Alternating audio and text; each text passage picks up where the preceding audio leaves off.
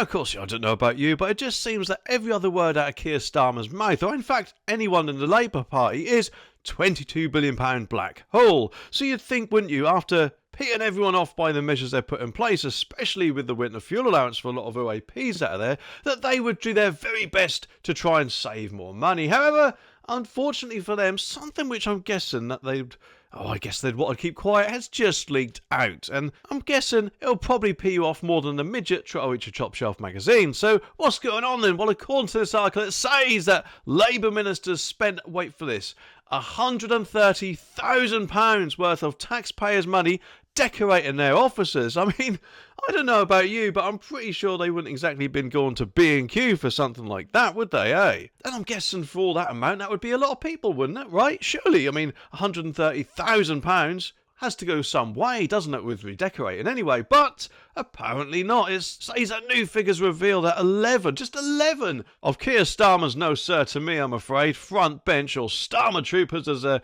more than likely known, splashed out on new furniture, televisions and paint jobs after the election. Ed Miliband's, his Department for Energy and Net Zero, which is known as DSNZ apparently, was the highest spender, racking up a £43,000 bill for a renovation that was footed by the taxpayer. Angela Rayner, the Deputy Prime Minister, she hasn't got off either, who according to this has backed more working from home from civil servants. Well, thanks for that, Angela, as if they don't work from home enough. But anyway, she has splurged, it says, £16,000 on refurbishing offices outside of London.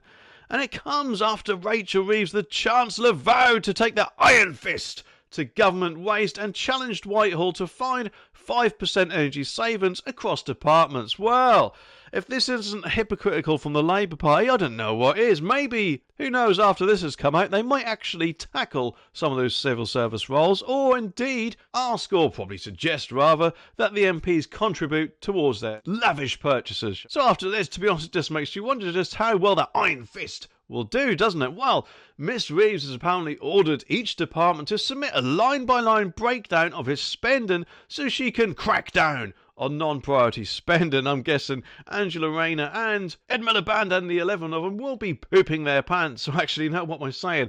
They'll more than likely get away with it because, of course, they're Labour. And Labour do seem, in my opinion, to say, fire people, but then not do it themselves. The new figures on office refurbishments came to light after Sir Ashley Fox, a Conservative MP, challenged the government over the costs. He said it's a shame that the Chancellor didn't use her iron fist to squash department waste before her ministerial colleagues spent £130,000 on redecorating their offices. And free Gear Keir, he has set the culture from the top, and the members of this government are clearly more concerned with spending taxpayer money on themselves than they are looking for savings, and that is a very good point, isn't it? And remember, MPs' salaries, they aren't exactly low, are they? I mean, the basic MP salary, from what I've heard, is about £90,000. Keir Starmer's salary will be much more than that, 130, 40 maybe, so they're not exactly short of a penny or two, are they? So let's delve into this a little bit deeper. The Government of Energy and Climate Change splashed £43,000 on renovations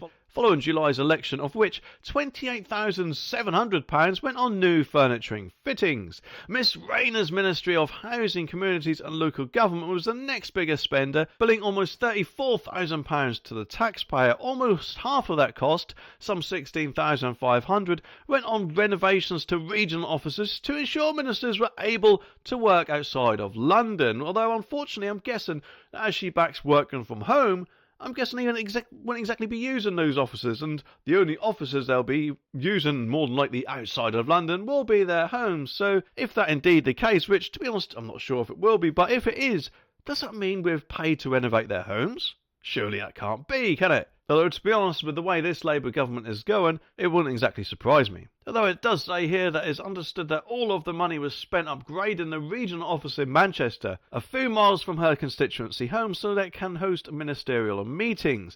And among spending revealed is the purchase of 8 full-length mirrors, 5 at her cabinet office and 3 in the Ministry of Justice. 8 full-length mirrors, I mean, what does she need that for? Oh, I know, maybe she's worried a couple of them might break when she looks at them, although I could be wrong, and she might want to put them all around her so she can look at them and then check out, where she might be speaking from maybe, who knows. The Ministry of Justice also spent money on a freezer, a new chair and 2 bookcases, while the Cabinet Office bought a new TV with 3 sets of drink coasters. And of course, not to be outdone at the Department for Education, run by Bridget Phillipson, 3 low-back, full-upholstered meeting chairs were bought for, guess how much for? No, I'm sorry, you're wrong. They weren't £10, £20 or even £50. They were a staggering £542.50 each, which is just outrageous, isn't it? I mean, who knows how much I'll spend on a toilet seat if that breaks, eh? Similarly, at the Northern Ireland office, where Hilary Benn is a minister, and I'd just like to point out that Hilary Benn is a man, but he does have a girl's name, it seems. But anyway, officials logged the purchase of a 3-seater sofa worth a whopping £811.14. They always have weird round numbers, don't they? It's never a round number. So I'm guessing, maybe, who knows, they might have some sort of bulk deal going on. But that's not it, because it separately emerged on Tuesday that the Department for Education, Culture, Media and Sport splurged almost £1,200 on 2 luxury folders. 2 folders for carrying official papers. I mean, it's just absolutely crazy, isn't it?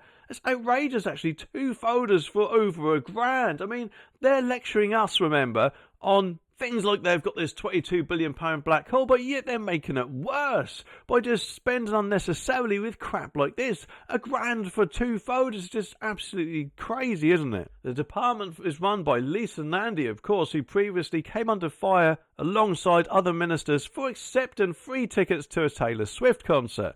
And the government departments routinely, apparently, though, they buy folders from the firm, though similar products are available from the House of Commons for just £30. So, it's a bit of a hard decision, isn't it? £30 or £1,200. Well, I know which one I'd go for. Don't know about you. And it wouldn't be the dear one. And get this, asked if the spending was excessive, the Prime Minister's spokesperson said it was up to departments to identify where they need to make savings. I mean, that is just a cop-out, isn't it? Keir Starmer should be bloody ashamed for yourself. Just step up, grow a set, and bloody well deal with it. Although it seems they did make some sort of excuse, because the Cabinet Office said that the spending at the Department for Education, Secretary and Net Zero was higher than usual because the department was given an extra minister by Sir Keir Starmer. Oh, well, that's all right then. I mean, they must have needed an extra folder or chair or maybe a mirror, who knows? But at the end of the day, surely they could have saved money. And best face it, I'm more than certain you can get all of those products, or items rather, a lot cheaper than what they did, eh?